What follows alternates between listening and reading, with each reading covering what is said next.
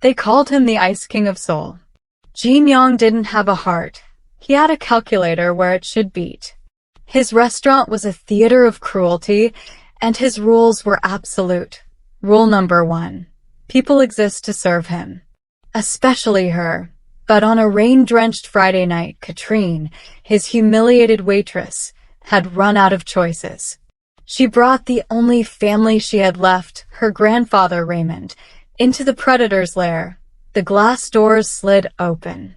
Thunder rolled across marble floors. Katrine's breath caught as she heard his voice cutting through the mansion's silence. Cold, sharp, merciless. Jin Young appeared from his private study, tie loosened, eyes dead from whatever soul he'd just crushed in a business deal. His gaze landed on the elderly black man leaning on a cane in his pristine foyer. Katrine froze, pulling her grandfather behind her, waiting for the security team that would throw them into the Seoul streets. Or worse. But the command never came. Instead, she heard something impossible, the sharp intake of breath, the stumble of expensive shoes on polished stone. When she looked up, the most powerful man in Korea's underworld wasn't calling his guards. He was staring at her grandfather's face like he'd seen a ghost, and on his face, for the first time anyone in Seoul had ever witnessed, were tears streaming down his tattooed cheeks. His knees buckled. He collapsed forward onto one knee, head bowed in absolute submission before the frail old man. "Mr. Raymond," he whispered, voice shattering. "The bread. Miami, you're alive." Why would a billionaire crime boss bow to a struggling grandfather he supposedly never met? What secret binds them across decades and oceans? What do you think happens when the underworld discovers their king has a soul? Share your predictions in the comments. Don't forget to like this video if you're hooked. Tell us where you're watching from, and subscribe for more stories that will shake you.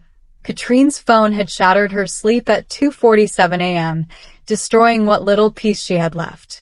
Her heart stopped when she saw Seoul Medical Center flashing on the cracked screen. "Miss Washington." The night nurse's voice was clinical, detached. "Your grandfather's glucose levels are critical. We need immediate payment for continued dialysis, or we'll have to discharge him by morning." The phone trembled in Katrine's hands. She had nowhere to take him. Her studio apartment had been evicted 3 weeks ago. Unpaid rent, mounting medical debt. She'd been sleeping on a friend's couch ever since, working double shifts at Young's restaurant just to keep Raymond in that hospital bed. She threw on yesterday's clothes and ran through Seoul's neon-lit streets. By the time she reached the hospital, orderlies were already disconnecting Raymond from his machines.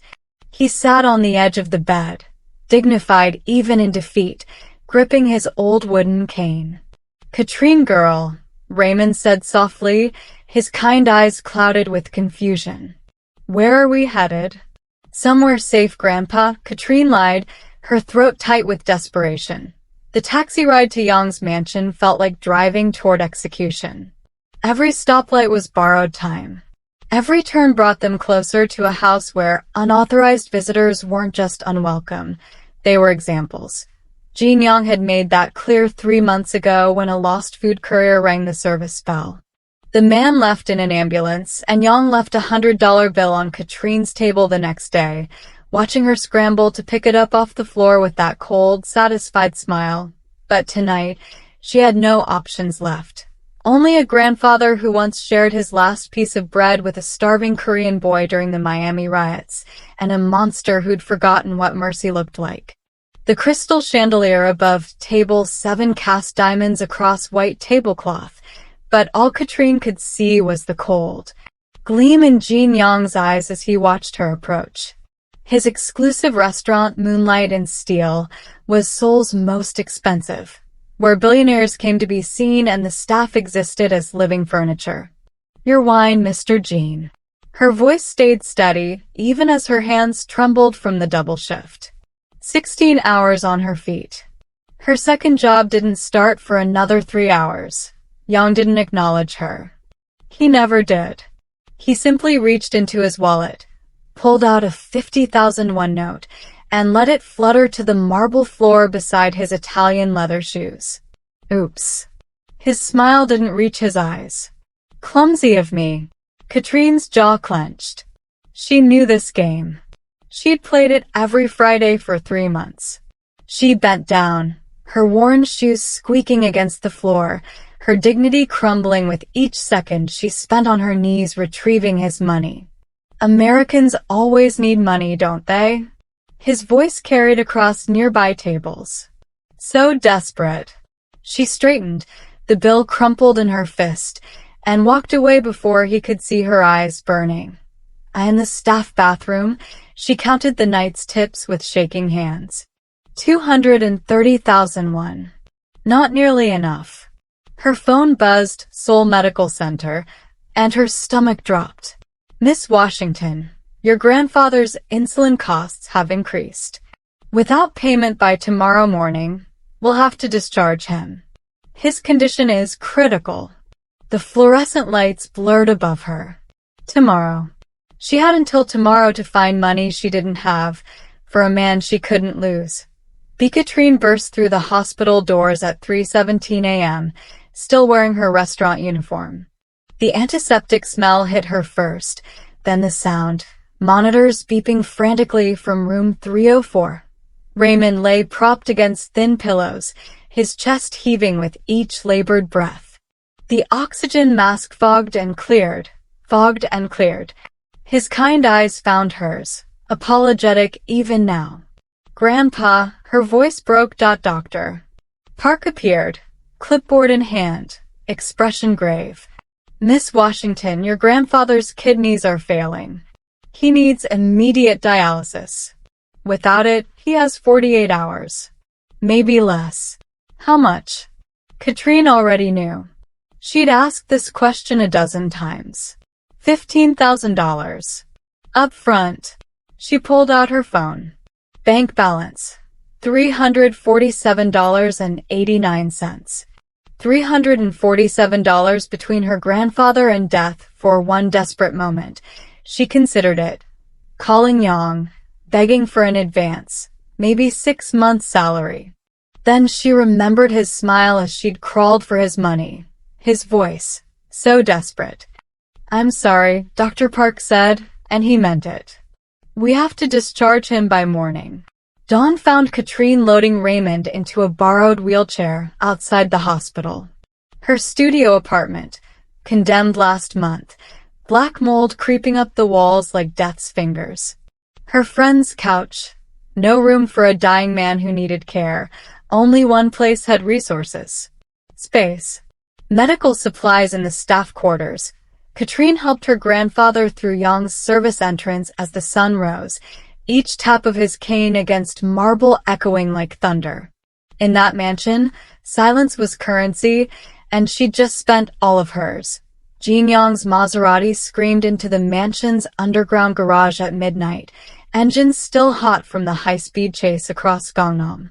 His tailored suit was torn at the shoulder, dark stains spreading across the silk, some his blood, most someone else's. The business meeting in Busan had gone exactly as he'd planned. Violently, his head of security met him at the elevator, face tight. Sir, we have a situation. There's an intruder in the East Wing. Yang's hand went to his waistband, fingers closing around cold steel. Intruder. His voice dropped to a whisper that made grown men flinch. In my home. He moved through the hallways like a predator, weapon drawn, safety off. The East Wing was his private study, where he kept his father's ashes, his mother's photograph, the few pieces of his past he hadn't burned. The door stood open. Inside, an elderly black man sat in Yang's leather chair, weathered hands touching the frame of a photo on the desk. He wore worn clothes that had seen better decades, leaning a wooden cane against the armrest. Rage detonated in Yang's chest. Who let this beggar into my home? The old man looked up, calm, confused, eyes clouded with something Yang didn't recognize as dementia. Yang's hand rose, not to greet, but to strike. Please, Mr. Jean. Katrine's scream shattered the moment as she threw herself between them. "He's my grandfather. Please." Yang froze, his hands suspended in air. His eyes locked onto the old man's face. Those eyes, kind, tired, impossibly familiar. From somewhere in the mansion, a radio played soft jazz. Saxophone. The same melody that had played in a cramped Miami apartment 30 years ago while a boy cried and ate bread he didn't deserve. Yang's hand trembled. The old man's eyes looked back at him with quiet dignity, and suddenly, he wasn't in Seoul anymore. He was 12 years old, starving in Miami, and this man was saving his life. Miami, 1991.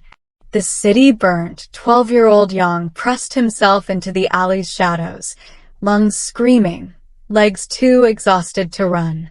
Smoke choked the air. Distant gunfire cracked like fireworks. His uncle's gang had scattered when the rioters came, hunting Koreans in retaliation for Latasha Harlan's death, for a verdict that set a killer free. "Find the Korean kid." Voices echoed off brick walls. "They're all the same." Yang squeezed his eyes shut, tasting salt and copper, waiting for fists or worse. Instead, a hand, gentle, weathered, touched his shoulder. "Come on, child. Quickly now." The black man was thin, middle-aged, carrying a battered saxophone case. He pulled Yang through back streets into a cramped apartment that smelled like coffee and old music sheets. "You're safe here," the man said, locking 3 deadbolts. "Name's Raymond." For 3 days, while Miami tore itself apart outside, Raymond shared everything he had. His last piece of bread, broken in half. His worn blanket. His music, soft saxophone melodies that made the terror fade. "Why?" Yang whispered in broken English. "Why help me?" Raymond looked at him with those kind, tired eyes. "Everybody's somebody's child. You eat first." On the 4th day, Yang's uncle's men kicked down the door.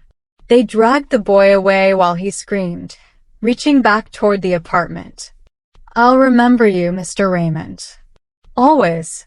But Korea swallowed him whole. His uncle's family business turned him cold, sharp, merciless. The boy who'd been saved by kindness became the man who showed none. Until tonight, when the past came knocking with a cane, Yang's knees hit marble with a crack that echoed through the study. His weapon clattered to the floor, forgotten. Tears he didn't know he still possessed streamed down his face, cutting through the blood and grime. "Mr. Raymond." His voice shattered on the name. "You gave me your last bread. Miami. The riots. You saved me. And I've been..." His throat closed. "I've been hurting your granddaughter." 6 bodyguards stood frozen, weapons lowered, witnessing the impossible. Their king broken.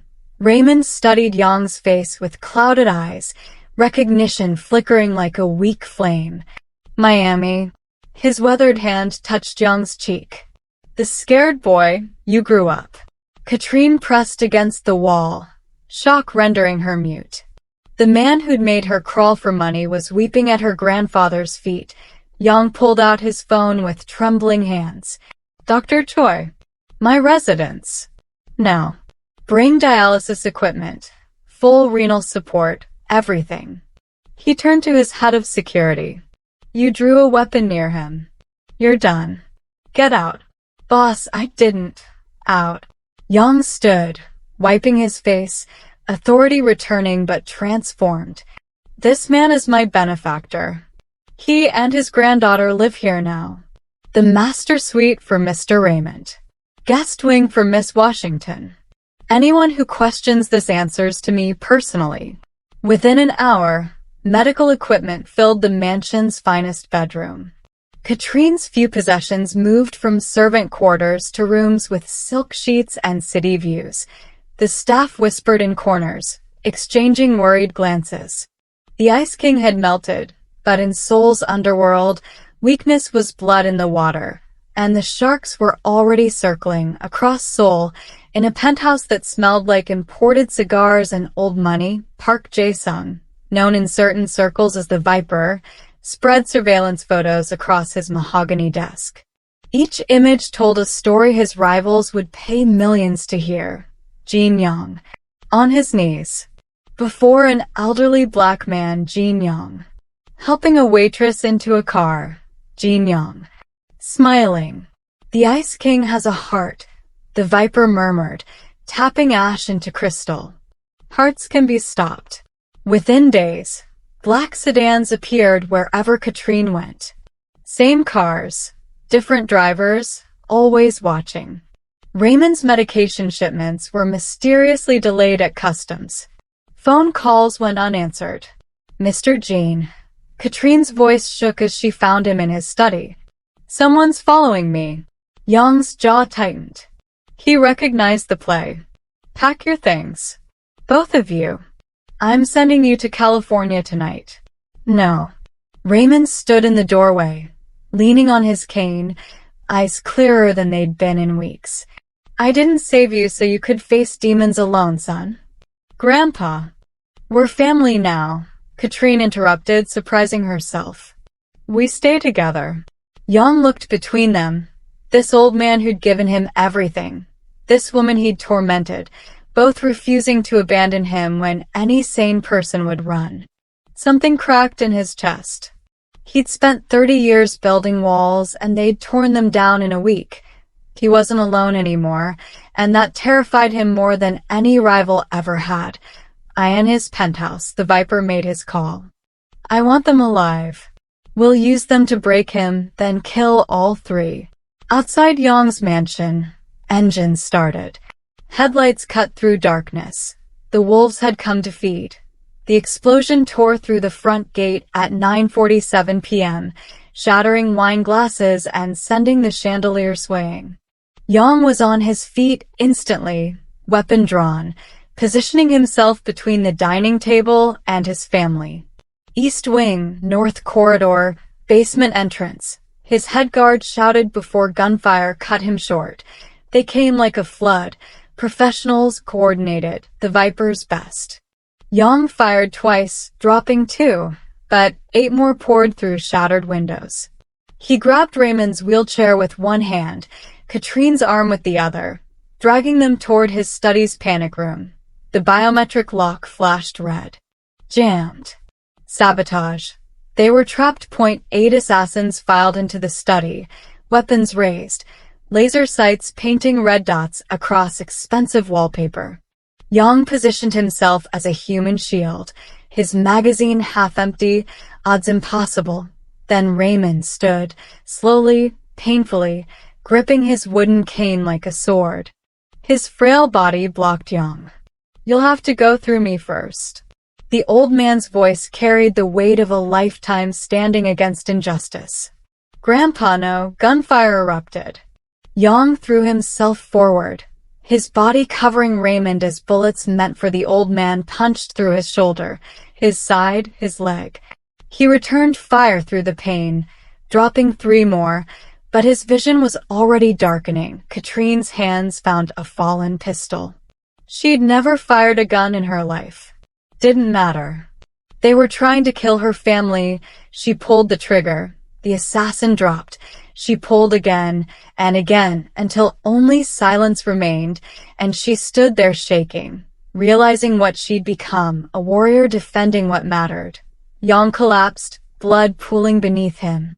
Raymond caught his head, tears streaming down weathered cheeks. Not like this, son. Not like this. Yong's reinforcements stormed the mansion 12 minutes later, too late to prevent the bloodshed, but in time to capture the Viper's remaining men. They dragged Park Jae-sung himself from a black sedan 2 blocks away, his expensive suit torn, his arrogance finally cracked. They threw him at Yong's feet in the study, where blood still pooled on imported carpet. Yong's hand found his weapon, fingers closing around the grip. 1 bullet. That's all it would take. Justice. Retribution. The way he'd always solved problems. Yong. Raymond's voice cut through the rage. The old man knelt beside him, pressing torn cloth against the bullet wounds. Killing him won't heal you. Let the law handle it. The law. Yang's laugh turned into a cough. I am the law here. No, son. You're not. Raymond's weathered hands worked with surprising skill, applying pressure, slowing the bleeding. You're a man who was shown mercy once. Time to show it yourself. Yang stared at the Viper, then at Raymond, at the man who'd saved a terrified boy 30 years ago by refusing to turn him over to rioters who would have killed him. Who'd chosen compassion when violence was easier. Take him to the police, Yang whispered. Tell them everything. His men hesitated, shocked, then obeyed. Raymond performed emergency first aid with hands that remembered battlefield triage from a war Yang never knew he'd fought.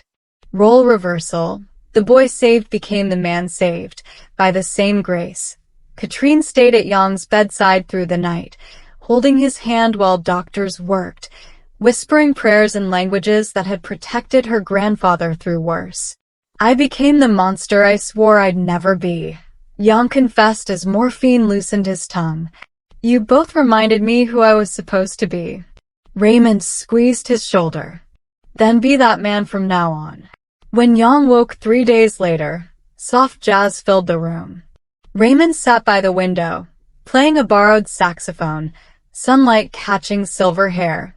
The music he thought he'd lost forever had come home. 6 months later, Seoul's business district buzzed with whispers. Jin Yang was restructuring his empire, selling the nightclubs, the gambling operations, the shadowy investments that had built his fortune. Going legitimate, the press conference made international news. Yang stood before cameras, Raymond seated beside him in a wheelchair, Katrine in a tailored suit that replaced her faded waitress uniform. I'm announcing the Raymond Foundation, Yang said, his voice steady. Providing free dialysis and diabetes care to those who can't afford it. Named after the man who saved my life when I had nothing, and taught me what true wealth means. Katrine became the foundation's director, her office overlooking the Han River, her grandfather's saxophone displayed on the wall behind her desk. Raymond's health stabilized with round-the-clock care, his mind clearer, his days filled with music and the grandchildren's laughter he'd thought he'd never hear. One morning, Yang brought breakfast to Raymond's suite personally. Fresh-baked bread, still warm, broken into pieces on fine china. He bowed as he served it. Raymond's hand touched his shoulder, gentle but firm. Sit with me, son. Equals now. Yang sat, and understood finally what he'd spent 30 years running from. True power isn't making others bow. It's knowing when to bow yourself. The mansion transformed from fortress to home. Family dinners replaced business meetings. Laughter echoed where threats once lived. Jazz played softly through rooms that had only known silence. In the end, the Ice King learned what the jazz musician always knew. The greatest power in this world is the willingness to share your last piece of bread. What would you sacrifice for the person who once saved you? Have you ever had to humble yourself before someone you once looked down on? Hit that like button if this story moved you. Comment your favorite moment below. Subscribe to Melisa Loves Stories for more stories of redemption that will shake your soul. Until next time, remember, kindness is never wasted. Stay legendary.